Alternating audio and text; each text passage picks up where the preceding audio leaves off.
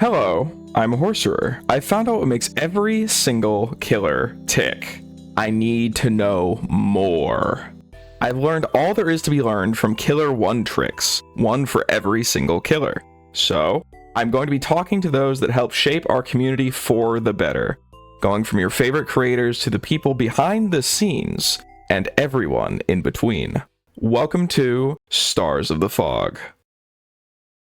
Alright, hello, and welcome back to another episode of Stars of the Fog. Today's killer is, well, we're not doing killers anymore. Specifically, this series has kind of expanded past that because, you know, after Springtrap and the Krasue, we're out of killers, really. So now the series is going to move forward more so into a creators in the Dead by Daylight sphere that just kind of are good creators, they're uplifting, etc., etc. My guest here today is actually going to be Hens333, who is, of course, you know, the unk of the Dead by Daylight's uncle.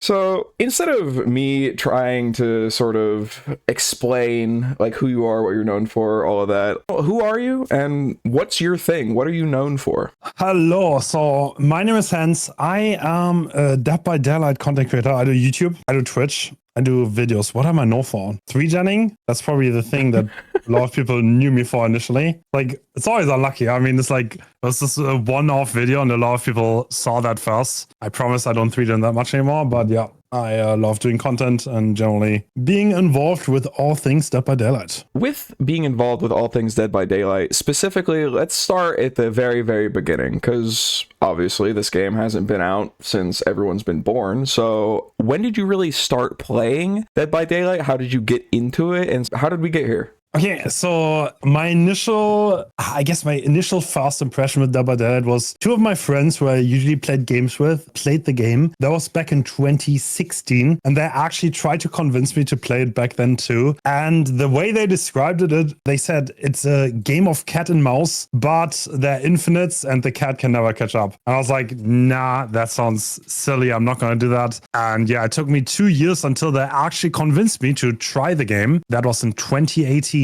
That's when I first got into the game, and the friend who gifted it to me was kind of already on his way out. He was burning out, and yeah, I kind of got addicted and I stuck with it almost ever since. And what was like the initial role or character that you played and why? Like, what was their general appeal and sort of what got you into the role that you first started playing? So initially I was almost completely only survivor. And that was actually for the first like a few thousand hours that I played the game. I found killer pretty stressful, and yeah, it wasn't really my thing. I was playing default Claudette, like literally the baby Claudette that you now see. And if you see it in your games, you're like, oh, that's a baby. Yeah, that was me. I was pretty selfish back then. I came from a lot of competitive titles and I was like, I want to win. And one thing I realized pretty early is like the easiest way to win is to actually just outlive your team and take the hatch. So that was actually my thing at the very beginning. So I was definitely the survivor you do not want to have in your team. But yeah, I had a lot of fun with that and I made some friends through that. So, and that's what made me stick with the game all the way through. You came from other competitive games. What type of games do you really play besides Dead by Daylight at the time and obviously right now? What are the other games that you were playing besides this game?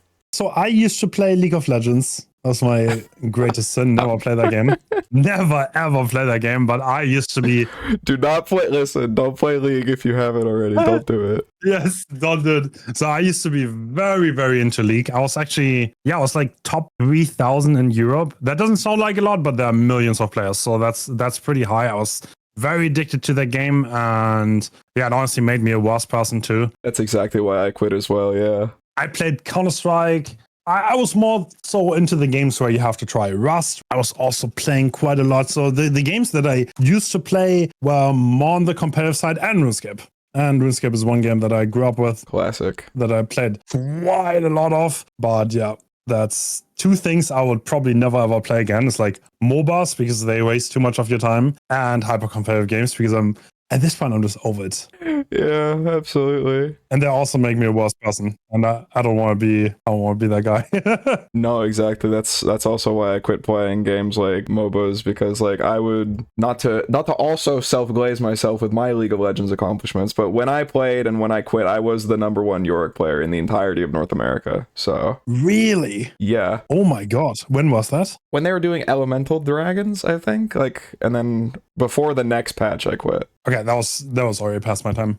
Okay. And with moving away from competitive type games, but like maybe a little bit, because DBD does inherently have competition in it because it is a player versus player game, and you've been playing this game for a while now, like 7 years, 2018, as you said. How many hours do you have in the game, and how long do you feel like it takes to get a good grasp on Dead by Daylight as a whole, and about how long do you think it would take before someone really gets good at Dead by Daylight? Oh, that's a good question. So when I had like 2,000 hours, I remember I thought I'm the king of the world. It's like there was this point where I realized, so I'm better than the majority of people I go against, and I thought I'm so hot. But I think even then I didn't know much. I was just using stuff like Dead Hard, Metal of Man, the things that were like really, really strong, and that's kind of what helped me. So getting good in Dead by Daylight, considering how many killers there are now and how much knowledge there is with tiles and how do you have to play everything, I think doing that before like 4,000 hours is pretty hard. But that depends on where you set the threshold of good, obviously. But yeah. And it obviously would still depend on like if someone is actively trying to learn or just like passively gaining information. Yeah. Type deal. I have 13,500 hours now. That's how much I have. But I honestly don't think I'm getting much better anymore. So I think I'm over the point already. Diminishing returns are setting in. Yeah. And I'd say that's something that is kind of like a community misconception about the game, because like I know a lot of games have like really, really, really high skill curves, but I'd say hours and being good at a game like a DBD is probably one of them. Any other game you'd say like, oh, they have 100 hours, they play that a lot. And then Dead by Daylight's like, you're really new in that comparison. So what is, in your opinion, the community's most common misconception about Dead by Daylight as a whole? Most common misconception. One thing that bothers me a little bit when a lot of people think like if you tunnel on killer, you're bad. And like there's like, I think a lot of people view tunneling as this cheap way to win that is like almost unstoppable, but they don't really see like the ways there are to stop it. And yeah, that's one thing that comes to mind. Oh, I think Unknown is better than people make it out to be. That one annoys me actually. The Harmless? Yeah, there's definitely a point there with like how precise you have to be on Unknown, that you need such precision to get results. But like the killer can be strong if you're really good at it. What the killer truly is like very unbeginner friendly and extremely unforgiving. But I don't think weak is quite the right word. But that's what a lot of people use. And that's kind of, yeah, that's one thing that comes to mind. Okay. Fake fan here for a second. I don't know if you've done a showcase with the Unknown yet, maybe to kind of get that point across too. I did one, and yeah, that was, I don't think you can, to be honest. Like, the showcase went really well. We had Vampire Toothy. Yeah, he's great. And Vampire Toothy did absolutely amazing. Phenomenal, like, just really, really strong plays. But I don't think you can quite get rid of the phenomenon in general. I don't think that's even possible.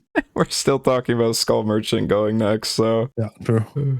And that is something that's a misconception, is the Unknown strength, of course, the Harmless. So I would say that that's something that you kind of dislike about what a communal thought process about this character is. But if you had to choose like one thing specifically about Dead by Daylight in general that you dislike, what would it be? One thing that I dislike about Dead by Daylight that is actually starting to bother me more and more as time goes on. I think there are more survivor than killer players, and a lot of the survivor players don't really understand what it's like to play killer and what the struggles are. And there's oftentimes too much flag for killers on what they, I don't know, have to do to realistically compete, because the game is just getting more efficient over time. I think people don't really appreciate or notice that as much as they could. And that's kind of irritating me, because obviously DBD is an asymmetrical game. Both worlds have different experiences. And I think if a lot of the players play the other role that they don't play as much, if that would happen a little bit more, I think that would be great. Yeah, I feel that completely though, because when I'm having like a balanced discussion with someone and then I look at their profile and they have like 10,000 hours and they have like 100 achievements, which means they only play one side, it's like, okay, buddy, I'm gonna... Yeah. And I'm not saying that having a lot of experience on one role necessarily like removes you from having an opinion. opinion, but you need to see both sides to have a nuanced opinion. It's kind of like implied in the word balance, right? Yeah. In an asymmetric game, you kind of need experience on both sides. And do you think that's like kind of a fundamental problem with game design in Dead by Daylight as a whole, or do you think that's more so just like a community issue that could maybe be fixed with like something? Oh, I don't know. Honestly, I don't know how to fix that, but I think with like the anti-tunnel and everything, I think that made it a lot worse, to be perfectly honest. The thought of anti-tunnel and anti-slug, like I think that kind of made a lot of the players feel justified in their ways. And yeah, where they feel justified. And like I oftentimes get people like Sabo, and then they get confused why they kill our slugs. And I'm like, what? There's like 1 + 1 is 2. Like obviously I'm going to slug if you Sabo. But yeah, that apparently is not obvious to everyone. I will say, as a little side note on Saboing specifically, I play the one killer that can just hard counter it in my build. So, because like if someone sabos in my face and I have a zombie nearby, I just drop them on the zombie and then they get downed instantly again. I'm like, okay, well.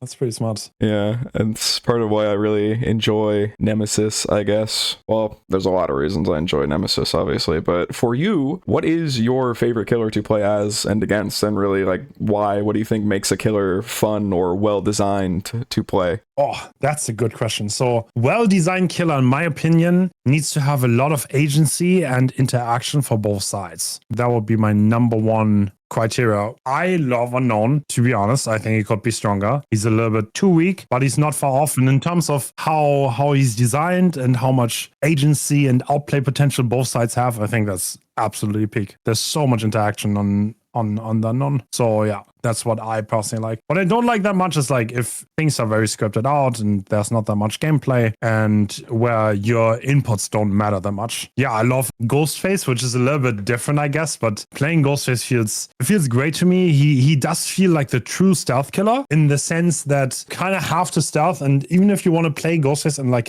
the most meta way possible, you still play in the same way where you want to surprise people, and I really love that. Yeah, and I think pretty much every other stealth killer, well, except like maybe tier 1 Myers, they do have the whole, like, you have to do something before you can hit somebody, right? Like Pig has to stand up, like Wraith has to come out of invisibility, Myers has like the horrendous like distance swing, but Ghostface, like he can just get you, right? Yeah, I would say I agree with the whole, like, he is the king of stealth. Yeah, not very strong, but I still have a lot of fun trying to surprise survivors. You have fun not just winning every single game, you have fun for interesting gameplay? That's crazy. Yeah, sometimes it's pretty unforgiving, I have to say. If someone spots you early and you don't get stuff done, then yeah, Ghostface is just really weak as a killer, but I still enjoy it quite a lot. And Ghostface is, of course, from Scream, which is a popular horror franchise, but when you said you got into Dead by Daylight in 2018, was it more so for reasons that like you're a horror fan, or is it just for the gameplay of DBD? And if you are a horror fan, what is your dream license chapter to be added to the game? Oh, so I would not call myself the biggest horror fan, but I do enjoy horror every now and then. So the reason why I got into Dead by Daylight was because I was bored one day and my friends were like, come play DBD. That's literally as simple as it is. So yeah, I mean, there was not big of a horror.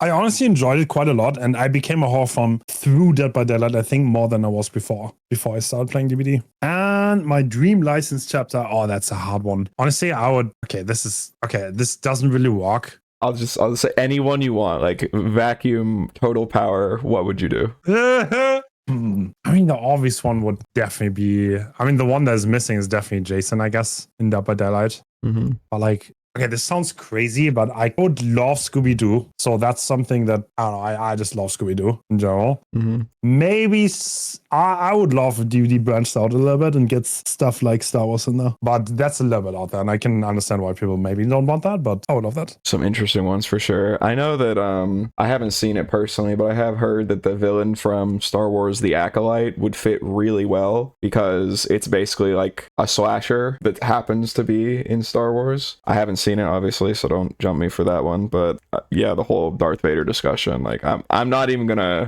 touch that with a 10-foot pole. Okay, I'm moving on.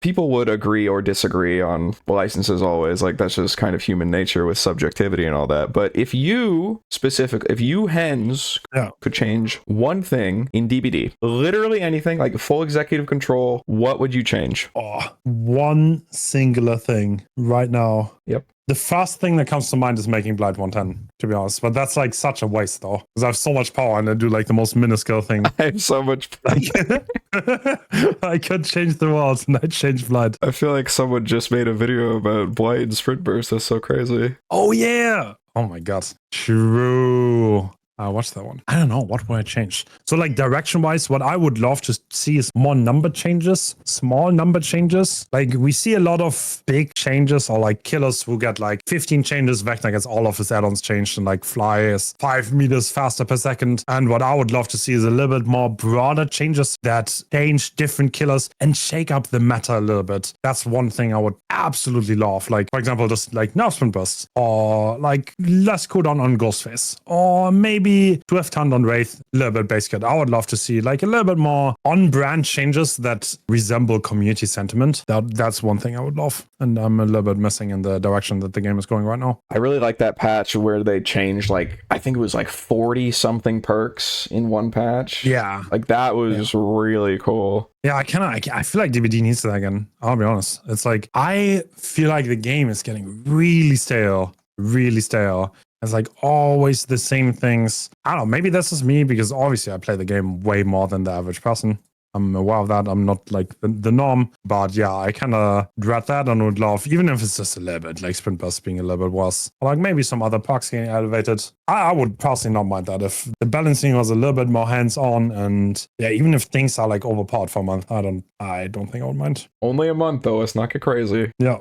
So with that 40 perk change patch and the meta that came after it, what has been your favorite meta to play in? And what about your least favorite for the game as a whole while you've been playing it? Okay, least favorite meta to play, least favorite time to play Dark as a whole, I think for me was Release Legion. I think that was the worst time. I think I quit for like a couple months after that release came out. That was probably the biggest break I ever took from DVD because I just like that was so bad. I didn't have much fun with that. Other than that, Call of Brine Eruption was very daunting to play against in solo queue. It felt like the game was gate capped and like the only way to keep up was like play Swift because then you can let go and like you cannot play Eruption by calming it. But yeah, for solo queue that was absolutely dreadful. Most favorite time, honestly, I had a lot of fun when Unknown came out. I thought that chapter was really great. There were lots of new parks. I loved the killer. This is one of my favorite killers ever, so maybe I'm biased, but I had so much fun when that chapter happened. That was probably my favorite chapter ever. I mean, yeah, the marketing for Unknown was incredible. Absolutely.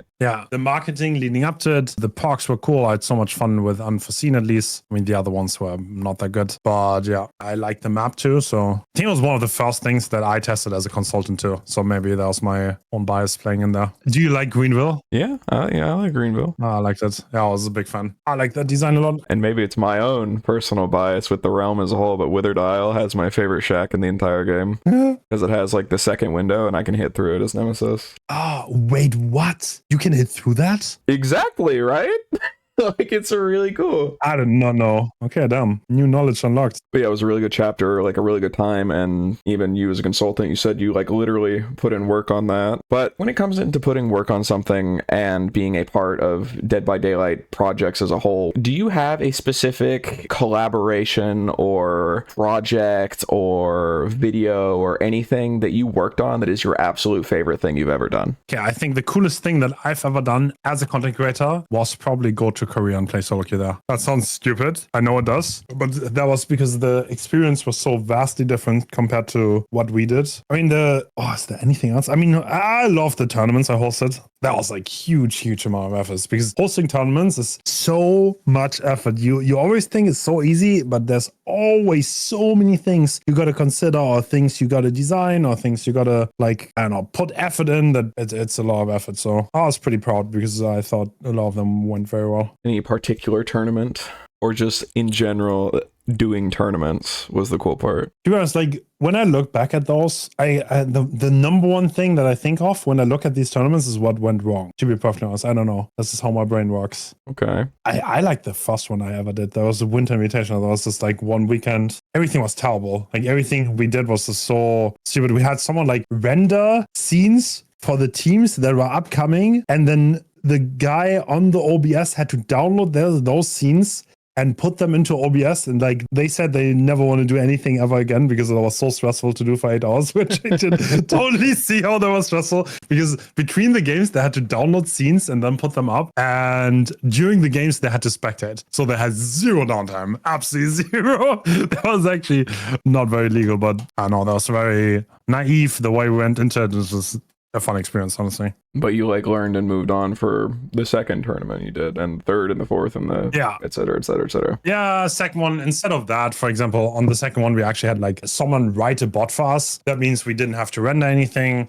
or we didn't have to do anything on the fly. We just had to change things on the bots. And yeah, that was a lot less effort, but we did it over 2 weekends. And yeah, some things are just, yeah, there's always going to be some things that are great and some others that are not great. I think that's just the nature of it. If you ever do like events of such a scale, something will always go wrong, always. It's about how you can adapt on the fly to that type of thing rather than just like blowing up. Yeah, I agree. But like just keeping the cool and like handling whatever issues that will come across, because there will always be issues. Of course, yeah. And a big part of what makes these events like so fun is always going to be the community and people that want to see like tournaments or showcases or big events hosted by big names like you, obviously. Like, oh, it's like the showcase I was in that I completely flopped. But I felt, can I be completely honest? Absolutely. I think I wronged you with that, to be honest. How so? I felt bad afterwards because I think I put you into the cold water, and I knew, I don't know if that's crazy, but I thought I should have prepared you better,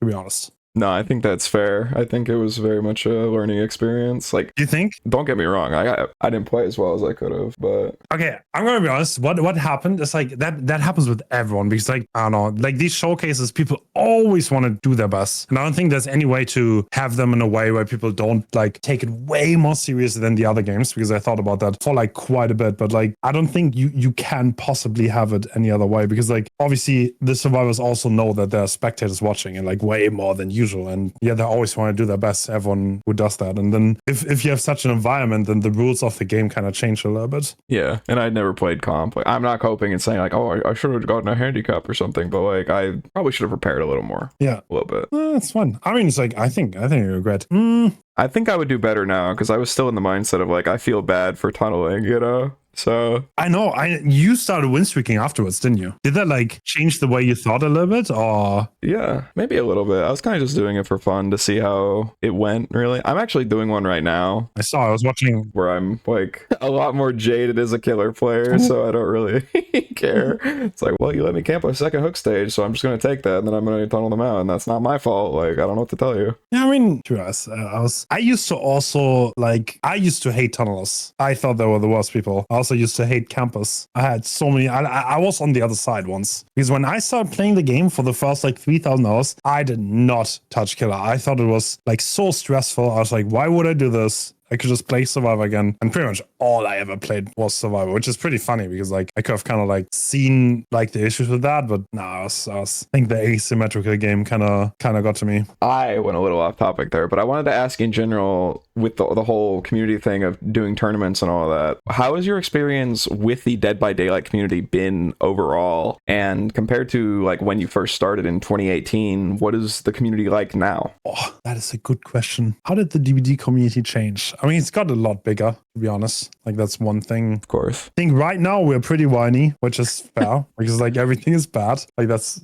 okay. But that's kind of like recent times, because I think like the patches we had in the last 6 months was pretty bad. I think DBD as a whole has changed quite a lot in terms of like how it's played. Now I think the efficiency kind of overtook quite a bit. And yeah, back in like 2019, I remember like almost nobody played add-ons on Killer. There were no win streaks. Nobody did those. Like there was like such a weird concept. And like actually tunneling back then, if you tunneled as a streamer, you were absolutely weird. It's like the game was like seen a lot more casual back then than it is today, which a lot of people blame me for, actually. which, yeah, I don't know if I'm actually responsible. That's why your name is Hens333, because you're actually Gens 333. I personally, in my opinion, I think it's like, because I have played quite a few games over the years. No way. I've played games pretty much all my life, which is a long time. Okay. And all the games I've ever followed, the games I love to play are like PvP games, almost exclusively. And usually if I follow games, I follow them for a long time. And in all the games I ever followed, they all got more efficient over time. And DBD is not an exception. That was also true for stuff like League of Legends, like things people in season 1 didn't think about, and like in season 5 is completely normal. Like people just advance, they get better, they get more efficient. So I think that's to some degree it's like cannot really be stopped. I think that's also something that I think a lot of people don't really see that way, but I definitely do. I would hope naturally people get better at the game they're playing if they've been playing it for 10 years, you know? Yeah, true. I mean, there's naturally more playtime too, yeah. Yeah, and like even if you're not going out of your way to learn things, like you will pick stuff up over time. That's just kind of how the human condition works. But obviously, you've been playing Dead by Daylight for a long time, right? Like a good bit of hours, good bit of years, like a good portion of your life. Just put simply, what do you enjoy about Dead by Daylight? I thought about this quite a bit, actually. What makes me stick with this game so much? And I honestly dread the day where I don't enjoy the game. Because I don't think I could be a content creator for a game that I don't enjoy. I guess as weird as it sounds. I think that's completely normal. I think the matches feel different enough that each individual match like doesn't fatigue me very much. It's kind of interesting because I think 2v8 doesn't have that for me. I do not enjoy like grinding 2v8. I cannot play that game out for like hours on end. I just cannot do it because it feels too samey. Nothing matters. It's like, I don't know, I just don't have the same enjoyment as I do in 1v4. So just all the different variables that each match can have, like different killer, different add-ons, different perks, 4 different survivors, different map, yada yada yada, where something like a MOBA has like what? 1 map every game. Yeah. I mean, I don't mind repetition at all. That's also something. I can do the same thing for like hours on end and just not get bored of it. But just like the fact that DBD has enough variables is kind of what keeps you coming back and what keeps you enjoying it, making content for it, etc. Now, going off of that that's like the very general thing about it. But over your time playing DBD and making content for it and meeting people, collabing, etc., I'm sure you have a memory. Like one thing that's been the top of the top. What is your most memorable experience you've ever had playing this game? Most memorable experience I've ever had playing this game. Okay, this is really weird. The first thing I think about is like back in like 2020, I used to play with odds every night. We would Swift every single night, like 7 days a week. We would Swift for like 2-3 hours. That was before I was even a content creator. I just played DBD casually. Oh, I kind of enjoyed that time a lot. It was very, very casual and free. Like, I don't want to hate too much on content creation, but like once you like make it a job and you think about 24/7, it has a bit of a different energy. Like, I don't know how else to describe it. Do not get me wrong. I love what I'm doing. Absolutely love it. And I would not change it for the world. But like, yeah, that's the first thing that comes to mind. Like, there were some fun moments from those times, like CJing killers. I also vividly remember the first time Odds convinced me to try streaming. That was on Larry's, and I was looping a pallet, and I was like commentating my chase, and he was like, yo, you talk like a streamer. Why don't you try streaming? I was like, yeah, you know what? Maybe I should try it, because I didn't think I was interesting at all, to be perfectly honest. I did not think I was interesting enough to become a streamer, but yeah. And here we are. Crazy. I feel so corny because I obviously not in like a one-on-one way like yours was, but Otz was also the reason I started streaming. Oh, really? Yeah, I was already kind of like thinking about it, and like I streamed League for a little bit, but like I quit that, and then I was watching his Dark Souls like hit list video, as millions of people literally have, and I was following him for that, and then he had this video at some point that I cannot find. I will ask eventually. I will find it, I promise. But it was basically like why you should stream DBD, and I was kind of already like, maybe, and then like I did, and here I am now. So it's been really okay. It's been cool, yeah. Arts is such a class guy. I absolutely look up to him. He's like what is the English word for that? Forbild. He's someone I look up to, and I strive to be a role model. Yeah, a role model. That's a good way to put it. Yeah, I get that, absolutely. And so you were swiffing with one of, if not the biggest names in DBD, and that's kind of how you got into it. But with the whole process, and this even happens to me, and I don't think I'm like a massive creator right yet, believing in myself. How often do you really get recognized when you're in the fog or a trial, and how do the experiences often go? Like when you get noticed, how's that usually going? I mostly play in Anal mode, I'll be honest. I mean, most of them are positive in like almost every sense of the word. But I prefer just, like, in all honesty, I just prefer to be anonymous and be treated like any other player. Because I find it, like, if I play under Hens333, I get recognized, like, I think, like, every second lobby if I do that, which is kind of crazy. That is kind of insane. That used to not be that way. Like, let's say, like, 2 or 3 years ago. Yeah, I think it's fun. I think it's whimsical. And I'm someone that, like, if I'm playing a streamer, like, I'll go into their stream and, like, just watch our game back because I think it's fun. And, you know, I get good hits. I got a clip for them. But it's really cool when, like, they load into a lobby and they're like, holy shit, that's horceror. I'm like, huh? What? No, it's not. I don't know what you're talking about. It's very neat, you know, like, because it really feels like you are part of a community and you are known and you are, like, cared about and et cetera, et cetera. But it's cool. It genuinely, it is cool. I agree. When it happens, it's very heartwarming. That's like the best way I can put it. Like, so many people are like, when people say like, oh my God, I love your videos, or your videos make my day better. I love those messages. They're always like, they're very rewarding for me. They push me forward in a way. Yeah. I'm the same way, and I get that as well every once in a while. I'm like, me?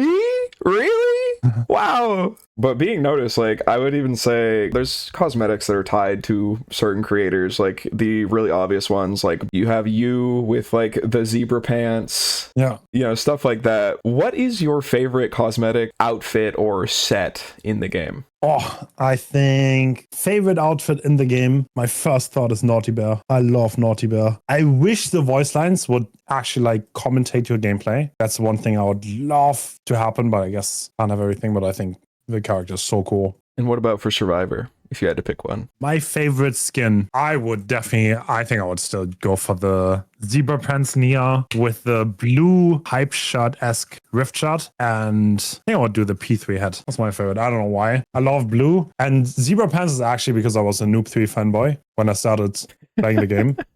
Like, actually, I was actually Noob 3 fanboy. Yeah, I started maining that like very, very early on. I watched like his 20-minute chase and I was like, nah, I need to be that guy. And then I just started maining zebra pants and never took it off again. Have you become that guy since then? Have you ever done a 20-minute chase? I don't think so. No, I don't think so. I didn't quite reach that level. But when you started and you were a Noob 3 fanboy and you were trying to be that guy, TM, now you are that guy and someone is watching Hens for the first time and they are trying to get into being like you because you are that guy now. What's some like solid general first time advice you would give a new player aside from the don't just play Survivor for 3,000 hours thing? What is solid advice for a new player? That is such a hard question. I would try to watch some videos on DBD, try to get a basic understanding. It's gonna be very overwhelming. To be honest, when I started playing, there were not that many killers. I cannot fathom having to learn like 42 killers and how to counter them. There's some basic principles that you can learn that I think help a lot. Like, for example, getting like the camera movement down a little bit. The earlier you do that, I think the better it is for the player. So that would be one thing that I would definitely say. I mean, there's some guides on YouTube that are really good. I would definitely recommend watching some guides. Very daunting experience. The tutorial is terrible. No, it's great. What do you mean? It teaches you the space bar. It's like, it doesn't even teach you what a hex totem is. That's like the thing that I find the most crazy about the tutorial. Or blocking windows, or the fact that there are 42 killers. Yeah, no, it's a little bit crazy. I hope they're gonna work on that soon. Yeah, I mean, I do hope that they eventually add, like, you know how fighting games work with, like, their tutorials being, like, insane? It's like, okay, you know, here, press X to punch, press Y to uppercut, and then it's like, okay, here's this 30-hit string you can do. Do it 5 times. Mm-hmm. It's like, that's like the 3rd lesson or something. It's like, okay. Like, I kind of hope Dead by Daylight moves in a way where the tutorial has, like, okay, here's this killer, here's the base tutorial on how to play as or against them. Here's, like, a more intermediate one, and then here's, like, the big one, you know? Like, I think that would be, having resources in the game is always going to be really important, because even if you have like 1 million people that watch OTS, right, the game has hundreds of millions of players over its lifespan, and not every one of them is going to go look for content on how to do that. And having, you know, something to learn in the actual client itself would be very helpful to those players. Yeah, I think more meta tutorials on how to counter slugging and camping, for example, that would be so good for the game. Exactly, yeah, exactly. We've kind of talked about a couple of them, how when you started, you were a Noob 3 fan, played with Aughts, like you're good pals. If you had to choose someone that would be like your favorite creator overall, or like your favorite up and coming creator for DBD, or just in general, even otherwise, if you have anyone you like to talk about more so, who would be your top guy? Oh, the first thing that comes to mind when you say that, there's this. Oh, there is a creator. He streams on Twitch. His name is Kyder Boy. He plays Killer on Xbox, and he's so good at the game while playing 60 FPS controller. Like, I swear that guy's better Killer player than me, and I'm not kidding. And like, he doesn't get recognized that much. He won the tournament recently. He's a super off tournament with Tofu's team, so now people know him a little bit more. But oh my god, like how good you can get with controller. And yeah, he's a super nice guy. And the thing about streaming on Twitch, I think, unfortunately, is if you don't get exposure from somewhere, it is at this point in time impossible to take off, I think. It's straight up impossible. I think I got mad lucky because I had good timing. I started back when Twitch exploded in growth. And I think there was like there was more demand than there were streamers to meet it, which is not the case anymore. And like breaking out nowadays is like unfathomably hard. And like what I did, I just got lucky with timing, to be completely honest. And that was not something I could even do again nowadays. Kyler Boy is really, really cool. I like watching him. He's a very positive guy, nice guy to watch. And yeah, he's insane at the game. And I think Twitch now is kind of more so a fostering a community type of environment rather than growing one, because now you have to like make content elsewhere and then kind of push them to Twitch, where in the past it would be like, I'm a Twitch streamer, I popped off here because no, you're fine. And I think now, like, if you want to be in like the top 5% of streamers, you need like an average of 3, right? Like, it's not crazy because there's just so many people streaming, which is what you said. Like, it's hard to break out. It's absolutely impossible unless you're already big. Then you can grow on Twitch, which is kind of like one of the unfair things about content creations. If you're bigger, it becomes easier. The bigger you get, the easier it becomes. But yeah. And when you are doing stuff for content creation in general, what do you really strive to do when you boot up DBD? Like, what is the real process for how you make stuff? Like, do you go for personal challenges or a community stream, like clip farming, just playing? What is the general process behind how you choose what you're going to do for a day or what you're going to make for a video, or just in general, how do you make the stuff that you make? So for videos, I mostly have a good idea already before I start them. I definitely have like a conceptual idea in my head of what do I want this video to be and how should I look afterwards, which is, I think, pretty important to make YouTube work. And that's something that I didn't have in the beginning. I was like, yo, I have a cool game. I'm going to make a video on this game. And I didn't quite understand that that's just not how YouTube does things. But on streams, sometimes I do things just to stream, like, because I need like I'm like a horse that needs a carrot to run after something, like no matter what it is, no matter how redundant it is, I need some kind of thing that I'm doing on the stream in order to like enjoy it, I guess. I get bored streaming the hours that you would want to stream as a full-time content creator. Yeah, so you need to have like something to do, like a win streak, for example. Yeah, a win streak is a good example. A win streak, or hunting every killer to overexplain their counterplay. I did that for like 2 weeks, trying to find the killers, which was kind of funny because like I played 2 days just trying to get a Krasue. But that's still fun because it gives me something to do and something to strive for. So I enjoy that. And like obviously that kind of gets harder and harder, but yeah, like just like challenge runs on killer can be really fun. Anything like that. So you don't really just like open DBD, press play and go, like you have kind of an objective or something to do. Yes. Okay. Yeah.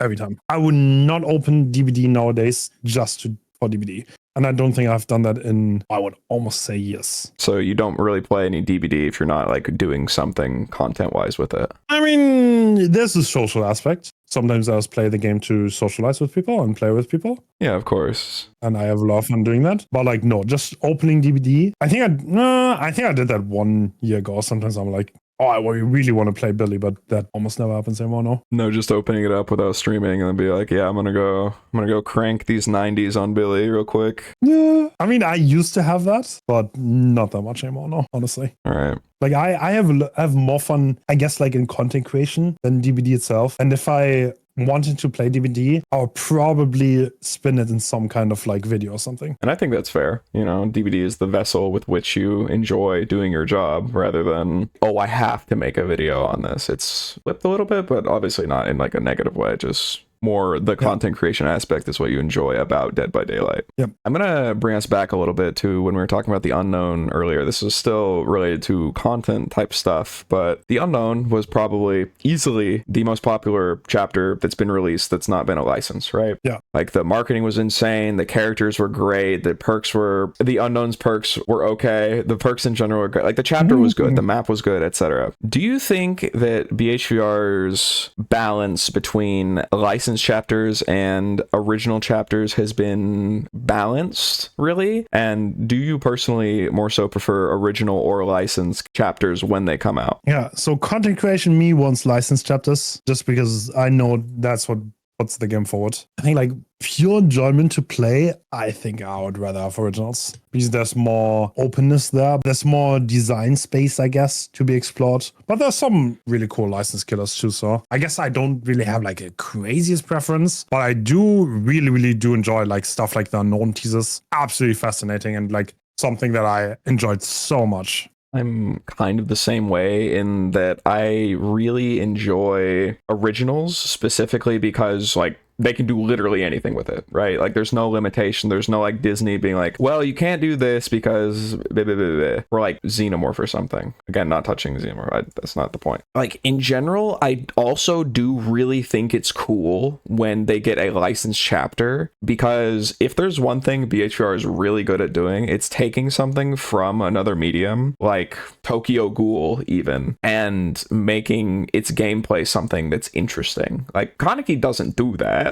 He doesn't just fly around all the time, but it still feels genuine to the character, and it's fun. It's really fun to play. Listen, regardless of how you feel about playing against Kaneki, I promise he is fun to play, and it is well designed in that way. I agree. I mean, he does, like, the power of fantasy is pretty obvious. It's honestly pretty amazing how long that took for a killer to do that, because it does strike me as one of the things that really, that's just fun to do, to just zoom around. Everyone loves being fast, so yeah. I do like how they design stuff. I think it's very fun. But Kaneki specifically is a good example of like the whole, oh, are we just doing collabs for the sake of collabs thing? And I know that we get called like the horror Fortnite a lot. I asked earlier and you brought up the idea of like Scooby-Doo and Darth Vader, even like Star Wars, and things that aren't necessarily from horror medias, but they could be like adjacent. Would you prefer Dead by Daylight to be strictly horror oriented, or would you be more open to collabs of things that might not be as horror related? I think you gotta respect the roots. You definitely have to. You cannot have like, I don't know, like there's some crazy collabs I've seen, like Nicki Minaj and Call of Duty or something. Like I don't think that's quite fits the game necessarily. Like nothing against like any musicians or whatever, but like yeah, I think you gotta be truthful to the subject to some degrees. Like you can make a lot of things horror, or like things have horror elements in it, and I have no problem with that, but you can't go too far away from that, in my opinion at least. And do you think that you could necessarily pull a non-horror character, even like The Witcher, right? Or Nick Cage? Like, yeah, like technically, yeah, it's towing the line. Yeah, it is towing the line, absolutely. And there is a line. Obviously, I don't know where it is, but it's like if I saw something, I could kind of be like, eh. And maybe you could make a case for some stuff, but I don't know. Like again, like Nicki Minaj, what are we doing? I mean, you're making a very fair point. Like if Nicolas Cage can make it, why not like, I don't know, some singer, like surely. But yeah, I think that's like a very slippery slope. Do you think like Nick Cage is too much? I don't think so, actually. I think Nick Cage is, obviously he's not an actor that's only been in horror movies, but if you don't think Nick Cage is like an icon of horror, like I would just say you're wrong, because there's a lot of stuff he's been in that's been like literally a horror movie, or like he is the horror villain, and there's a lot of stuff like that. But again, like it is a slippery slope. It's like, well, if he was in a horror movie, this actor who's only been in comedies was in one horror movie in like 1970. Why can't we get them? Well, it just feels like we're kind of moving the line again rather than like the general vibe of it. I don't know. It's hard to, again, because this goes back to subjectivity and how it's just hard to be like, okay, well, this is obviously something and that this is something that obviously isn't. Like, you kind of like look at something. Like, I think there's like one guy on Twitter who's like BioShock for DBD and like the Big Daddy from BioShock. Like, it's not a horror franchise, but that would be a really cool like thing to have in DBD, right? Like, that would be terrifying. That would be like a good example of like non-horror coming into DBD. But I don't know. I'm gonna let Matthew Cote cook because he's doing a good job. Yeah, I mean, I think that's gonna be the point where DVD is just running out of good things to add, to be honest. I'm a little bit afraid of that, personally. Let's get the Thing. I would love the Thing. That's my license chapter of choice. And then they'd add McCready. Oh my god. It would be very cool. But that kind of also goes into the whole, like, do you think the backstory of a character matters before they're choosing something like that? Like, again, this is kind of the lore question. How do you feel about the lore of Dead by Daylight? Do you really interact with it much, or just for your main, or any specific characters that you really enjoy the story of? Like, what's your connection with the deeper Dead by Daylight story, if I had to put it in a word? I kind of like, I would call myself a casual lore consumer. I do enjoy it sometimes, but it's not like the main drive for me. Like, I don't actively look for it. But if I come across a Pixel Bush video that tells me the entire lore of Dead by Daylight, I might spend like 4 hours watching it. I mean, I was literally going to just bring up, like, okay, from a scale of 1 to Pixel Bush, how much do you like the lore? I was actually in the call with him when we were watching this most recent behavior stream where they were saying, like, okay, here's how the Grimoire is going, here's what we're doing for, like, this collectible statue thing. And when they said, like, and here's the full DBD lore book, like, he blew up. Like, it was really funny. The lore, go on. I love watching Pixel Bush videos. I'm a big fan. Dude, he's underrated, actually. That's true. Pixel Bush is underrated, in my opinion. I mean, he's like not super niche, but he should be one of the mainstream creators in DVD, in my opinion. I'm gonna spend a second glazing Pixel Bush. This isn't news to him because I say this a lot, because when I'm like writing a script, his work ethic is fucking crazy. I mean that in a good way. But like, I will legitimately be like, oh, hey, can you look at this? He's like, yeah, sure. And then 5 minutes later, he'll have read my like 4 or 5 page script and he's like, yeah, here's my notes on all this. I'm like, dude, damn. I'm genuinely like really happy that I can say I'm friends with him, because he's fantastic. Like, he's fun to talk to, he's fun to hang out with, like, he's really helpful. He'll write like 20,000 words for a script in like a day and then put out the video the next day, and I'm like, bro, I wish I had your work ethic. Jesus Christ. Holy moly. I wish too. Like, for the amount of effort he puts in his videos, I would 100% agree that he's underrated. Honestly, I don't have that anymore. I used to have it. I don't have it anymore. I need the work ethic back. I know how to get it back though. Don't look at me. I don't know. Yeah, you know, I think the DVD community has a lot of lovely characters. I guess we just talked about, like Aranad, Pixel. I think that's one really cool thing about the DVD community. Yeah, and because there's so many like different character designs, this is a game that goes from like, we have the Knight to like the Wraith to the Spirit to the Oni to the Nemesis to the Blight. Like, there's something for everybody, right? And because of that, there's so many people that come together to like enjoy horror, and kind of a little bit on the Fortniteification of DBD to an extent.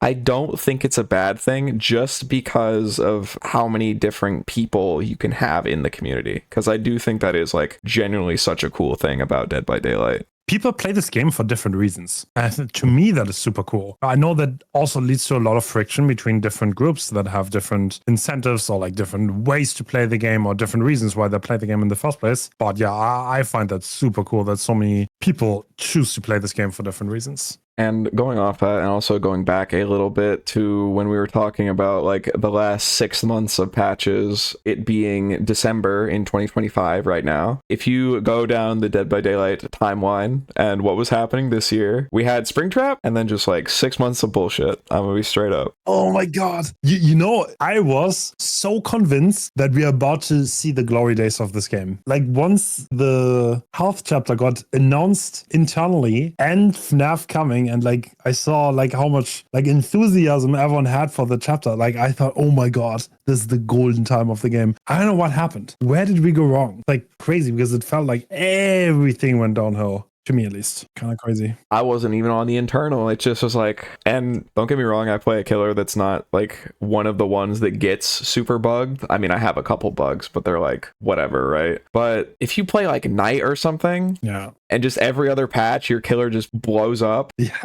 that fucking sucks, you know? Like that fucking sucks. Yeah, I mean, it's like impossible not to get mad at that. Like, no matter. Yeah, I totally understand. Or like, NERS still like teleporting back through walls for like, what is that, like a year now? I don't know. It's just, it's very hard not to get bitter for me. Like, I look at like a long ass list of bug fixes and like Control F, you look at NERS, no, nothing fixed. Or like Hunter's Hatches. You Control F Nemesis. We unstuck a single zombie spot of like the 400. The thing is, like the list is so long, but like you never heard of any of the ones that are in there, and like the old ones are still there. I don't understand how that works, or like the reasons. It's like you're digging down in a hole, but like if you could go for like the really deep ones, it just breaks everything above it. Yeah. But where I was kind of going with that is, how long do you think Dead by Daylight is going to last? Honest answer, I don't think it's going anywhere. Okay, so in my opinion, if everything goes wrong, then DBD is going to be here for another 2 to 3 good years, I think. If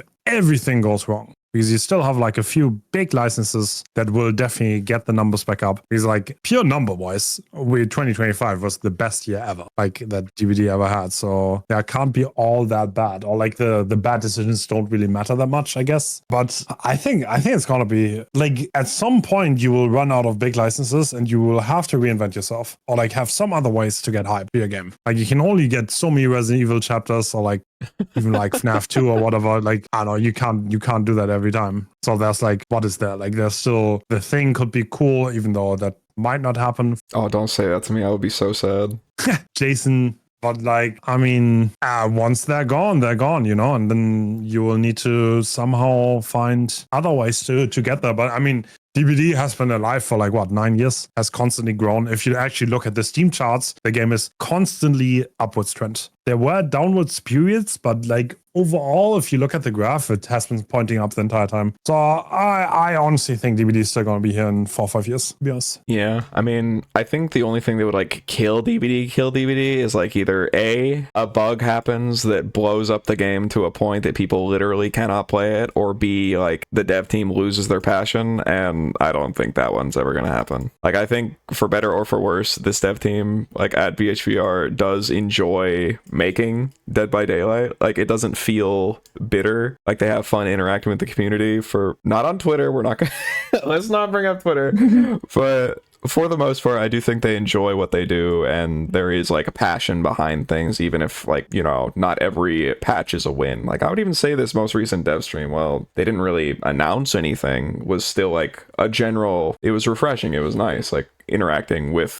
the team leads. Yeah, makes them look more human and approachable. Exactly, yeah. Yeah, this is a crazy story. The reason why I became a consultant, I was making fun of the devs. That's how I became a consultant. No kidding. I made fun of the devs. I'm not going to go more in depth on this. Anyway, so yeah, I made fun of that. And then at one point, I became friends with the devs because of me making fun of that, and that's how the connection was made, and that's how I became a consultant. And now actually I guess they listen to me in a non-troll way, which I really appreciate, and that's super kind. So my last question, actually, the big one, Dead by Daylight's been going on for 9 years. You've been playing it for 7 of those 9 years, and, you know, 13,500 hours. That's a pretty long time to put into anything, right? True. Is there specifically something that would make you stop playing the game for good? I know you said you would probably stop making content if you no longer enjoyed Dead by Daylight, which is, again, completely reasonable, but could there be like a single patch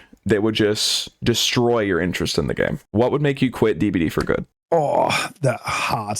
To be honest, I'm hard to get rid of. Very, very hard to get rid of. If we have like something like a really bad killer that is completely uninteractive to play against, but I don't think that will ever happen again. I don't think like Release Legion will happen again. I think they're too smart for that nowadays. But hypothetically, if something like that came out, I might take it easy. Even right now, I think I'm a little bit burnt out on DBD, and like the lack of changes do kind of affect me in a way where I don't stream as much anymore. I don't make that many videos right now even. Yeah. I don't know. I think burnout is probably my biggest enemy. Nothing else. So just like maybe taking a little break, but nothing specifically, just this would destroy the game. This would blow it up. I would never play it again if this one thing happened. Nothing like crazy.